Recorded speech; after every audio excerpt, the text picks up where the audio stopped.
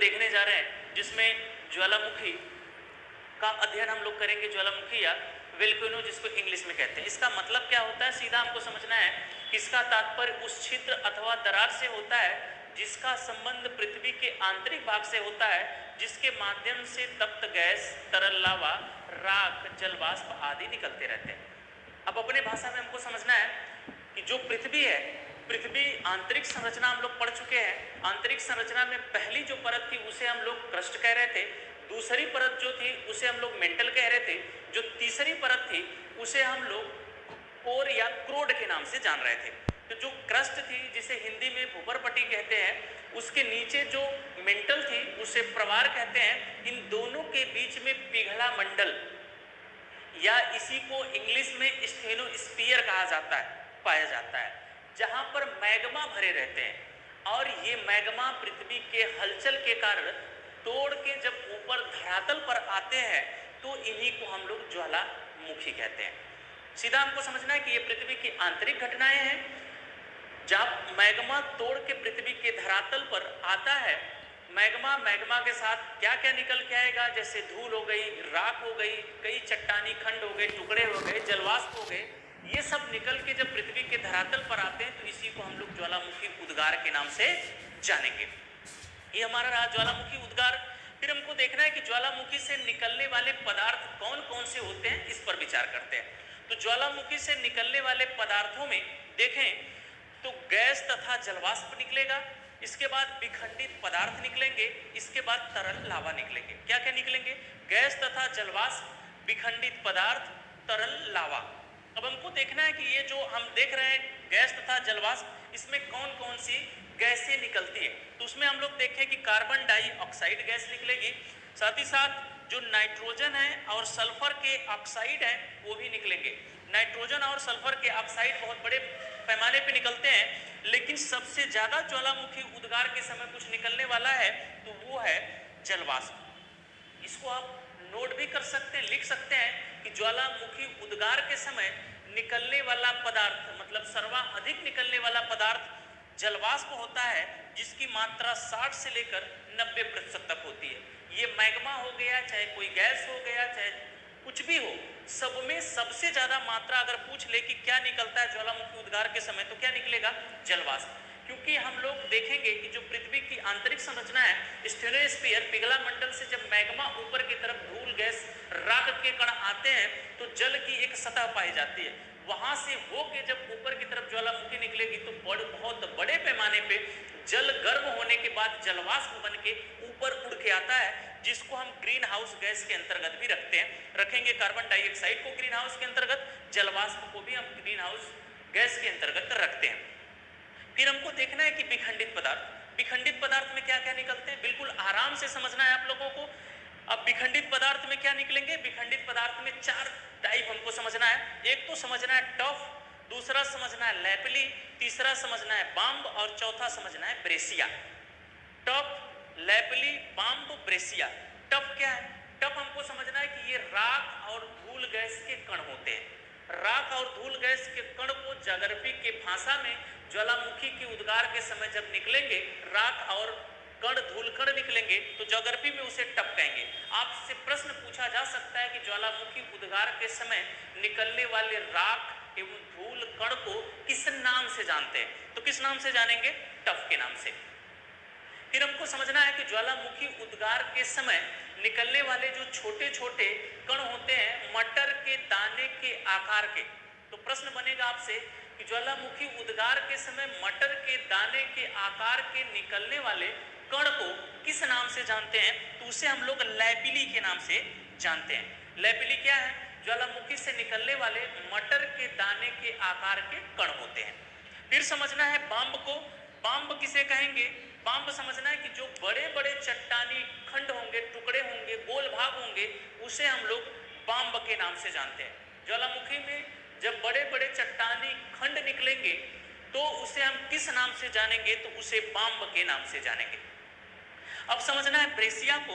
Brescia क्या होता है, ज्वालामुखी उद्गार के समय जब ज्वालामुखी उद्गार तेजी से फटता है तो जो चट्टानी खंड रहते हैं वो किसी कोण आकृतियों में टूट जाते हैं। त्रिभुज टूट गए, खटभुज में टूट गए, आयत में टूट गए, वर्ग में टूट गए, किसी आकार में टूटते हैं तो उन आकारों को हम लोग ज्योग्राफी की भाषा में जो टूटे हुए आकार हैं, खंड हैं, उन्हें ब्रेसिया कहते हैं। अब प्रश्न यहां से कैसे बनता है कि ज्वालामुखी उद्गार के समय निकलने वाले चट्टानी खंड जो कोड़ा आकृतियों में विभाजित हो जाते हैं, किस नाम से जाने जाते हैं? तो ब्रेसिया के नाम से।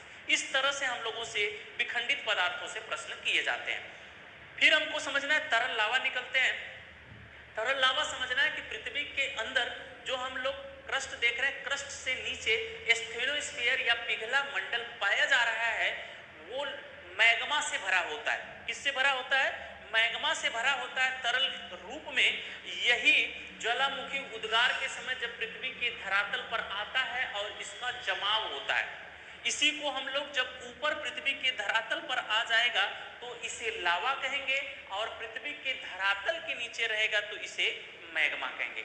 आपसे प्रश्न भी पूछा जा चुका है कि ज्वालामुखी उद्गार के समय पृथ्वी के धरातल पर बहने वाले तरल पदार्थ को किस नाम से जानते हैं? तो आपको उत्तर मारना होता है या करना पड़ता है लावा। मैग्मा आप नहीं कर सकते, मैग्मा भी विकल्प देगा, लेकिन मैग्मा नहीं करेंगे, वहां करेंगे आप लावा करेंगे, वहां आप लावा करेंगे। अगर आपसे पूछ दे कि पृथ्वी के धरातल के अंदर तरल पदार्थ को किस नाम से जानते हैं, तो मैग्मा करिएगा।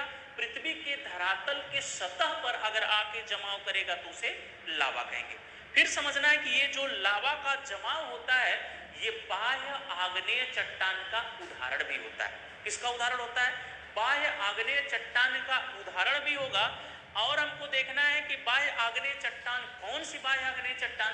तो बेसाल्टिक बाह्य आग्नेय चट्टान का उदाहरण भी होता है। ये चीजें हम समझ सकते हैं। अगर भारत में देखें तो दक्कन ट्रैप जो महाराष्ट्र, गुजरात के कुछ भागों में, मध्य प्रदेश के भागों में फैला हुआ है दक्कन ट्रैप, वो दरारी उद्भेदन के कारण निकलकर मैग्मा पृथ्वी के धरातल पर लावा के रूप में बिछा हुआ है, और उसे हम लोग दक्कन ट्रैप के नाम से जानते हैं। और ये बाह्य आग्नेय चट्टान का उदाहरण भी, अगर आपसे पूछ ले कि भारत में बाह्य आग्नेय चट्टान का उदाहरण है, तो क्या हो जाएगा?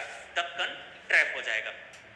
अब इन्हीं लावा के निक्षेप से या अपर्दन के बाद जब कोई मृदा बनती है, मिट्टी बनती है, तो मिट्टी काली मृदा होती है, काली मृदा कही जाएगी। जब हम लोग मृदा पढ़ेंगे काली मृदा, तो वहां हम आपको जोड़ेंगे काली मृदा से। और यहाँ पर कपास की खेती बहुत बड़े पैमाने पे इस मृदा में की जाती है, इसलिए इसी मृदा को हम लोग काली कपासी मृदा के नाम से भी जानते हैं। और इस मृदा में जल धारण करने की क्षमता बहुत ज़्यादा होती है, मतलब पानी आप डाल देंगे तो बहुत ज़्यादा पानी लेती है और लगातार बना रहता है, जल्दी उड़ता नहीं है। इसलिए सबसे ज़्यादा जल धारण करने वाली मृदा भी जो लावा से अपर्दित होकर काली मिट्टी बनती है वही होगी। और इन मिट्टियों में दरारें पड़ जाती है। जैसे आप पुराने तालाब में जाते हैं तो देखेंगे उसमें दरारें पड़ जाती है, कुछ इसी तरह से दरारें इस मृदा में पड़ जाएगी, इसलिए इसे स्वतः जुताई वाली मृदा के नाम से भी जानते हैं। इसी को अंतरराष्ट्रीय रूप से देखें, अंतरराष्ट्रीय रूप में देखें किस नाम से जानी जाती है, तो इसी को चरनोजम मृदा के नाम से भी जाना जाता है। ये सब मिट्टी में हम लोग चर्चा करेंगे। यहाँ आपको समझना क्या है कि ज्वालामुखी से निकलने वाले पदार्थ कौन कौन से हैं, उसमें देखना है गैस तथा जलवाष्प, विखंडित पदार्थ, तरल, लावा। गैस तथा जलवाष्प में ध्यान देना है कि कार्बन डाइऑक्साइड, नाइट्रोजन और सल्फर के ऑक्साइड आते हैं और जलवाष्प आते हैं। जलवाष्प ज्वालामुखी क्रिया में निकलने वाला सबसे अधिक कोई पदार्थ है तो जलवाष्प होगा। फिर हमको समझना है कि ये जो विखंडित पदार्थ है उसमें चार होंगे, एक टफ होगा, लैपली होगा, बाम्ब होगा, ब्रेसिया होगा। टफ क्या होते हैं? धूल गैस के कण। लैपली क्या होंगे? मटर के दाने के समान आकृति। बाम्ब क्या होंगे? बड़े बड़े चट्टानी खंड। ब्रेसिया क्या होंगे? कोड़ाकृत चट्टानी खंड। अब हमको देखना लावा क्या है। लावा जब मैग्मा पृथ्वी के आंतरिक भाग से निकल के पृथ्वी के धरातल पर जमाव होता है तो उसे हम लोग लावा के नाम से जानते हैं। अब हम लोगों को देखना है ज्वालामुखी के अंग। और ज्वालामुखी के अंग के अंतर्गत हम लोग देखें कि जो ज्वालामुखी है उसके कौन कौन से अंग होंगे। उसमें देखें कि जो ज्वालामुखी के अंग हैं ये ज्वालामुखी हमारा बन गया। इसमें देखें कि एक ज्वालामुखी की पाइप होगी, जो यहाँ से हम लोग ज्वालामुखी मैग्मा के समय देख रहे थे कि मैग्मा निकल रहा है, तो यहाँ से पाइप के माध्यम से ये ऊपर जाता है, इसे ज्वालामुखी पाइप के नाम से जानते हैं। और ये जब निकलेगा तो इसका इस तरह से जमाव होता है जैसे शंकु आकार की टोपी होती है, तो इसीलिए इसे ज्वालामुखी शंकु के नाम से भी जाना जाता है। ये शंकु की आकृति है, शंकु है। फिर हमको देखना है कि ये जो बाहर की तरफ निकल रहा है मैग्मा जहां से निकलेगा, इसे ज्वालामुखी छिद्र के नाम से जानेंगे। किस नाम से? ज्वालामुखी छिद्र के नाम से जानेंगे। और देखना है कि ये जो ज्वालामुखी छिद्र है, इसी को हम लोग ज्वालामुखी के मुख के नाम से भी जानते हैं। कितनी चीजें हमको मिली? जहां से मैग्मा निकलता है उसे पाइप, मैग्मा का जो बाहर निकलकर लावा के रूप में जमा हो रहा है उसे शंकु, और जहां से निकल के ऊपर की तरफ आ रहा है हम देख सकते हैं उसे ज्वालामुखी का छिद्र कहेंगे। इसी ज्वालामुखी के छिद्र को ही ज्वालामुखी का मुख कहेंगे। यही मुख अगर थोड़ा मध्यम आकार का बड़ा हो जाता है तो इसी को हम लोग ज्वालामुखी के मुख को क्रेटर कहते हैं। क्या कहेंगे? ज्वालामुखी के मुख को क्रेटर कहेंगे। और ये काफी बड़ा या विशाल मुख हो जाएगा तो इसी को हम लोग कालडेरा के नाम से जानेंगे। तो आपसे पूछा जाता है कि ज्वालामुखी के मुख को किस नाम से जाना जाता है? क्रेटर के नाम से। बड़े ज्वालामुखी के मुख को किस नाम से जानते हैं? तो कालडेरा के नाम से जानेंगे। फिर हमको देखना है कि जो ज्वालामुखी है, ज्वालामुखी को सक्रियता के आधार पर 3 प्रकार से में बांटते हैं या 3 प्रकारों में विभाजित करते हैं। सक्रियता के आधार पर कितने भागों में बांटते हैं? 3 भागों में बांटते हैं। जो नंबर 1 होगा उसे हम लोग सक्रिय ज्वालामुखी या जागृत ज्वालामुखी कहेंगे, एक्टिव वोल्केनो कहेंगे। दूसरा जो होगा उसे हम लोग प्रसुप्त ज्वालामुखी या सुसुप्त ज्वालामुखी कहेंगे, या जो सो जाती है, सोई हुई ज्वालामुखी है, उसे प्रसुप्त या सुसुप्त ज्वालामुखी कहेंगे। इससे इंग्लिश में डॉर्मेंट वोल्केनो के नाम से जानते हैं। जो तीसरी होती है उसे हम लोग शांत या मृत ज्वालामुखी के नाम से जानते हैं। इंग्लिश में इसी को एक्सटिंक्ट वोल्केनो के नाम से जानते हैं। अब ज्वालामुखी जो 3 सक्रियता के आधार पर है, इसको समझने के लिए आसानी से अपने पे रख लेते हैं इजी वे में। अगर कोई व्यक्ति है जब कार्य करते हुए पाया जाता है, सब कार्य करते हुए सक्रिय अवस्था में पाया जाता है, तो सक्रिय, इसी तरह से जो ज्वालामुखी है उससे निकलने वाले जो पदार्थ हम लोग देख रहे थे, निश्चित पदार्थ, वो लगातार अगर निकलते रहते हैं तो हम मानते हैं कि ये सक्रिय है या जागृत अवस्था में है। फिर हमको देखना है कि जो व्यक्ति है, दूसरा व्यक्ति है, वो कार्य करने के बाद थक जाता है, उसके पास अब एनर्जी नहीं बचती है, तो कुछ दिन, कुछ समय के लिए क्या करेगा? सो जाएगा। कुछ समय के लिए सो जाएगा। तो इसी को हम लोग ज्योग्राफी के भाषा में प्रसुप्त या सुसुप्त के नाम से जानते हैं। जब ज्वालामुखी से निकलने वाले निश्रित पदार्थ जो आप देखे थे वो निकलना अगर कुछ समय के लिए बंद हो जाता है तो इसे हम लोग क्या कहेंगे? प्रसुप्त या सुसुप्त ज्वालामुखी के नाम से जानेंगे। जो कभी भी भविष्य में जग सकता है, कभी भी उद्गार हो सकता है ज्वालामुखी में, ज्वालामुखी फट सकती है, उसे हम लोग किस नाम से जानेंगे? सुसुप्त या प्रसुप्त के नाम से। तीसरा समझते हैं। तीसरा, अगर मानव कार्य करते हुए, सोते हुए, ये दिनचर्या को फॉलो करते हुए आगे की तरफ बढ़ता रहता है, लेकिन मनुष्य की एक अवस्था होती है जब वो कोई कार्य नहीं कर पाता है और जब सोता है तो हमेशा के लिए सोता ही रह जाता है, जिसे आप लोग कहते हैं कि व्यक्ति मृत अवस्था में चला गया है, व्यक्ति मर चुका है। इसी तरह से ज्वालामुखी में भी जब निकलने वाले पदार्थ, जो निश्चित पदार्थ है, हमेशा के लिए बंद हो जाएंगे, कभी नहीं निकलेंगे, भविष्य में कभी निकलने की आशा नहीं रहती है, तो उसे हम लोग शांत या मृत ज्वालामुखी के नाम से जानते हैं। मेरा मानना है कि ज्वालामुखी की जो 3 प्रकार है उसको भली भांति से आप लोग समझ चुके हैं। अब हम लोग कुछ ज्वालामुखियों के एग्जाम्पल देखते हैं, उदाहरण देखते हैं कि कौन सक्रिय ज्वालामुखी है, कौन प्रसुप्त ज्वालामुखी है और कौन शांत ज्वालामुखी है। उन ज्वालामुखियों में जो स्पेशली विशेषताएं हैं उन पे भी हम लोग ध्यान देंगे, जो आप लोगों की परीक्षाओं में पूछा गया है या संभावनाएं हैं कि ये आपके परीक्षाओं में आ सकता है। तो विचार करते हैं, देखते हैं हम लोग। सबसे नंबर 1 पे सक्रिय या जागृत ज्वालामुखी, और इसमें देखें हम ध्यान दें अगर हम लोग, तो इसमें ज्वालामुखी को एक तरफ हम लोग स्थान दे दिए, ये स्थान कहाँ पर है, और दूसरा जो है उसे ज्वालामुखी लिख दिए। तो किस स्थान पर कौन सी ज्वालामुखी है ये समझना है। इसमें जितनी ज्वालामुखी लिखी गई है सब के सब सक्रिय या जागृत ज्वालामुखी लिखी है, आप इसको याद कर लीजिएगा। अब हमको समझना है कि जो हवाई द्वीप है, हवाई द्वीप ये प्रशांत महासागर में एक द्वीप है, हवाई द्वीप, जिसकी राजधानी होनोलुलु है। क्या है? होनोलुलु है। अमेरिका के भूतपूर्व राष्ट्रपति बराक ओबामा मूल निवासी यहीं के थे, हवाई द्वीप के। और ये जो हवाई द्वीप है इस पर दो ज्वालामुखी पाई जाती है, एक का नाम है किलायू और दूसरे का मौना लोआ। कौन कौन सी? किलायू और मौना लोआ दोनों सक्रिय ज्वालामुखी हैं और किलायू विश्व की सबसे सक्रिय ज्वालामुखी है। आप नोट डाल के लिख लीजिएगा कि किलायू विश्व की सबसे सक्रिय ज्वालामुखी है। फिर देखना है सिसिली। सिसिली ये भूमध्य सागर में स्थित इटली के अधीन एक द्वीप है। कहां पर? भूमध्य सागर। भूमध्य सागर कहाँ है? आप लोग देख चुके हैं कि जो यूरोप है, यूरोप के बाद नीचे की तरफ हम आएंगे दक्षिण दिशा में तो वहां पर हमको मिलेगा भूमध्य सागर, उससे नीचे आएंगे तो अफ्रीका पड़ेगा। आपसे प्रश्न भी पूछा गया है कि यूरोप को अफ्रीका से अलग करता है कौन? तो भूमध्य सागर। वो चीजें मैं पढ़ाया हूँ, बता भी चुका हूँ। तो जो भूमध्य सागर है उसी में स्थित है सिसिली द्वीप जो इटली के अधीन है। उसी पर एक ज्वालामुखी है जिसका नाम है इटना। और इसको भी नोट डाल के लिख लीजिएगा कि ये विश्व की दूसरी सबसे सक्रिय ज्वालामुखी है। पहली किलायू, दूसरी इटना, क्रम से भी है, आप समझ सकते हैं। फिर देखना है इक्वेडोर। इक्वेडोर ये दक्षिणी अमेरिका का एक देश है। इक्वेडोर, यहीं से एंडीज पर्वत श्रेणी गुजरती है। कौन सी पर्वत श्रेणी? एंडीज पर्वत श्रेणी गुजरती है जो नवीन वलित पर्वत श्रेणी के अंतर्गत आती है। एंडीज पर्वत किस देश में? इक्वेडोर की बात हो रही है। इक्वेडोर किस महाद्वीप का देश है? तो ये दक्षिणी अमेरिका महाद्वीप का देश है और इसमें कोटापैक्सी नामक एक सक्रिय ज्वालामुखी है। इसको भी नोट डाल के आप लिख सकते हैं कि कोटापैक्सी ज्वालामुखी विश्व की सबसे ऊंची सक्रिय ज्वालामुखी पर्वत है।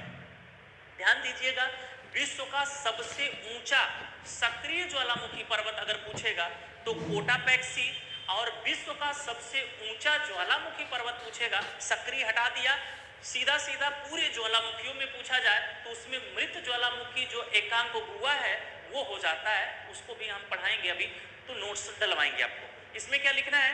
इक्वेडोर में एंडीज पर्वत श्रेणी जो है उसी पे है कोटापैक्सी जो विश्व का सबसे ऊंचा सक्रिय ज्वालामुखी पर्वत है। ऐसे लिखना, सक्रिय शब्द नहीं छोड़ना है, सक्रिय ज्वालामुखी पर्वत है। अगला देखना है लेपारी। जो लेपारी द्वीप है ये भी भूमध्य सागर का एक द्वीप है और भूमध्य सागर जैसे सिसिली देख रहे थे, सिसिली के बगल में ही ये लेपारी, और लेपारी द्वीप पर एक ज्वालामुखी है जिसका नाम है स्ट्राम्बोली। और स्ट्राम्बोली से हमेशा उद्गार होता रहता है भूमध्य सागर में और रात के समय ये बहुत खूबसूरत नज़ारा प्रस्तुत करता है। और गुब्बारे जो फुलझरियाँ आप लोग शादी विवाह में छोड़ते हैं तो कुछ इस तरह से ये हमेशा उद्गार करता रहता है और इसलिए इसे भूमध्य सागर का प्रकाश स्तंभ कहते हैं। तो स्ट्राम्बोली में आप नोट्स डाल के लिख लीजिएगा, स्ट्राम्बोली को भूमध्य सागर का प्रकाश स्तंभ के नाम से जाना जाता है। स्ट्राम्बोली हो गया। फिर देखना है जो अंटार्कटिका है। अंटार्कटिका कहाँ है? ये एक दक्षिणी ध्रुव के तरफ 5वें क्रम का महाद्वीप है। कौन सा क्रम है? 5वें क्रम का महाद्वीप है अंटार्कटिका, जिस पर एक रास द्वीप है। इसमें लिख लीजिएगा कोष्टक में, अंटार्कटिका पे रास द्वीप है और उस रास द्वीप पर इरेबस या इरेबस नामक एक क्या है? ज्वालामुखी है। अंटार्कटिका पे मात्र एक सक्रिय ज्वालामुखी है जिसका नाम है इरेबस। किस द्वीप पे है? तो ये रास द्वीप पर है जो अंटार्कटिका के अधीन है। अब हमको देखना है अंडमान। अंडमान आपको समझना है कहाँ पे है? तो अंडमान निकोबार भारत का क्या है? केंद्र शासित प्रदेश है। उसमें अंडमान से उत्तरी और म्यांमार की तरफ हम लोग बढ़ेंगे तो एक द्वीप है जिसका नाम है बैरन द्वीप। उसी पर एक ज्वालामुखी है जिसका नाम है बैरन ज्वालामुखी। आपसे पूछा जाता है भारत की सक्रिय ज्वालामुखी कौन सी है? तो बैरन ज्वालामुखी है जो अंडमान के अधीन बैरन द्वीप पर स्थित है। फिर हमको समझना है अगला पॉइंट कि जो अर्जेंटीना है और चिली है, ये अर्जेंटीना और चिली दक्षिण अमेरिका महाद्वीप का एक देश है जो एंडीज पर्वत श्रेणी के अधीन है, एंडीज पर्वत श्रेणी के पास में पड़ता है। उसी पर एक ज्वालामुखी है जिसका नाम है ओजल डेल सलाडो। क्या नाम है? Ojal del Salado. नोट कर लीजिएगा, ओजल डेल सलाडो। और इसमें हमको समझना है, ओजल डेल सलाडो में ये विश्व की सबसे ऊंचाई पर स्थित ज्वालामुखी पूछेगा तो आपको समझ लेना है कि ओजल डेल सलाडो उत्तर होगा। विश्व की सबसे, यहां अगर कोटापैक्सी पूछेगा तो विश्व की क्या है? सबसे ऊंचा सक्रिय ज्वालामुखी है। लेकिन सबसे ऊंचाई पर, ऊंचाई पर मतलब एंडीज पर्वत की ऊंचाई पर स्थित अगर कोई ज्वालामुखी पूछेगा कि सबसे ऊंचाई पर कौन है, तो ओजल डेल सलाडो हो गया। ये तो हमारे सक्रिय ज्वालामुखी हो गए। अब नोट डाल के इतना क्लियर करते हैं तो इससे बाहर एक भी प्रश्न नहीं जाएगा, ये मेरा गारंटी है। अब आ जाइए हम लोग देखते हैं, सर इसको इधर करिएगा कैमरे को, आ जाइए हम लोग देखते हैं प्रसुप्त को, जो सेकंड नंबर, दूसरे नंबर का है। प्रसुप्त ज्वालामुखी में देखना है कि प्रसुप्त ज्वालामुखी हम लोग समझ चुके हैं क्या है, जो सुसुप्त हो या प्रसुप्त हो, जो सोई हुई हो, कहीं भी जाग सकती है, कभी भी जाग जाए। इसमें हमको देखना है कि इटली का विसुवियस ज्वालामुखी प्रसुप्त का उदाहरण है, जापान का फ्यूजियामा प्रसुप्त का उदाहरण है, इंडोनेशिया का क्राकोटोवा किसका है? प्रसुप्त का है। अंडमान में एक और ज्वालामुखी है जो नारकोंडम है, ये भी नारकोंडम द्वीप पर स्थित है, अंडमान में नारकोंडम है। फिर इसके बाद फिलीपींस में देखना है मेयन ज्वालामुखी। इतनी ज्वालामुखियां अगर प्रसुप्त में हम लोग तैयार किए हैं तो इससे बाहर जाने वाला नहीं है। अगला हम लोग देखते हैं शांत ज्वालामुखी, और शांत ज्वालामुखी को मृत ज्वालामुखी के नाम से भी जानते हैं, इंग्लिश में इसी को एक्सटिंक्ट वोल्केनो के नाम से जानेंगे। जो शांत ज्वालामुखी है वो क्या है? वो मर गई है ज्वालामुखी, अब कभी इसमें उद्गार नहीं हो सकता। इसमें हम देखें कि जो ईरान है, ईरान में दो ज्वालामुखी है, एक कोह सुल्तान, दूसरी देवबंद। ये दोनों शांत ज्वालामुखी के उदाहरण है, जो वर्तमान में हम लोग देखें तो धुआरे के रूप में कार्य करते हैं। धुआरे का मतलब इसमें से अभी भी धुएं निकलते हैं, धुआरे के रूप में कार्य करते हैं, और इन्हीं धुआरों से हम लोग बोरिक एसिड को भी प्राप्त करते हैं। ज्वालामुखी के जो धुआरे होते हैं वहां से बोरिक एसिड हम लोग प्राप्त करते हैं। अगला देखना है इक्वेडोर। इक्वेडोर फिर आपको समझना है कि ये एंडीज पर्वत वाला होगा। इक्वेडोर पे चिम्बराजो है, इक्वेडोर में चिम्बराजो ज्वालामुखी है, और तंजानिया में किलिमंजारो है। और हमको एक चीज इसमें स्पेशली समझना है, ये चीजें आपके 2018 सुपर टेट में पूछा गया है कि दक्षिण अफ्रीका महाद्वीप की सबसे ऊंची पर्वत श्रेणी कौन सी है? तो सबसे ऊंची पर्वत श्रेणी किलिमंजारो है। दक्षिण अफ्रीका कहने का मतलब है, दक्षिण अफ्रीका एक महाद्वीप है जो एशिया महाद्वीप के बाद दूसरे नंबर का बड़ा महाद्वीप है। और इस अफ्रीका महाद्वीप में जो किलिमंजारो है वो तंजानिया देश में स्थित है, जो पूरे अफ्रीका महाद्वीप का सबसे ऊंचा पर्वत क्या है? चोटी है किलिमंजारो। जब हम पर्वत श्रेणी आपके सिलेबस में है, पर्वत पठार नदियां, जब पर्वत पढ़ाएंगे तो फिर आपको जोड़ेंगे, वहां ऊंचाई भी लिखवाएंगे और इसकी स्थिति भी दिखाएंगे। लेकिन यहाँ हमको क्या समझना है कि तंजानिया में किलिमंजारो है, लेकिन यहाँ ध्यान देना है कि किलिमंजारो एक ज्वालामुखी पर्वत है जो मृत ज्वालामुखी पर्वत है। ये पूरे अफ्रीका महाद्वीप का सबसे ऊंचा पर्वत श्रेणी भी है, पर्वत चोटी भी है। फिर देखना है म्यांमार। म्यांमार में एक ज्वालामुखी, शांत ज्वालामुखी जिसका नाम है पोपा। म्यांमार में पोपा है, और एंडीज पर्वत पर एक ज्वालामुखी है जिसका नाम है एकांगुआ। इसमें नोट डाल के आप लिख सकते हैं कि सभी प्रकार के ज्वालामुखियों में सबसे ऊंचा ज्वालामुखी पर्वत एकांगुआ पर्वत है।